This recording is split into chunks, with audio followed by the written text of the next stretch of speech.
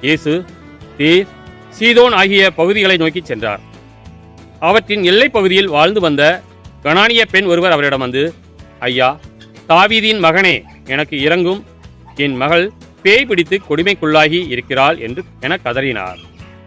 ஆனால் இயேசு அவரிடம் ஒரு வார்த்தை கூட மறுமொழியாக சொல்லவில்லை. சீடர்கள் அவரை அணுகி, நமக்கு பின்னால் கத்தி கொண்டு வருகிறாரே, இவரை அனுப்பிவிடும் என வேண்டினர்.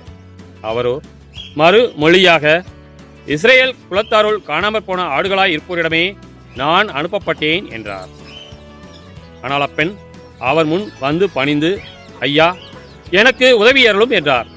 அவர் மறுமொழியாக, பிள்ளைகளுக்குரிய உணவை எடுத்து நாய்க்குட்டிகளுக்கு போடுவது முறையல்ல என்றார். உடனே அப்பெண், ஆம் ஐயா, ஆனாலும் தங்கள் உரிமையாளரின் மேசையிலிருந்து விழும் சிறு துண்டுகளை நாய்க்குட்டிகள் தின்னுமே என்றார். இயேசு மறுமொழியாக, அம்மா, உமது நம்பிக்கை பெரிது, நீர் விரும்பியவாறே உமக்கு நிகழட்டும் என்று அவரிடம் கூறினார்.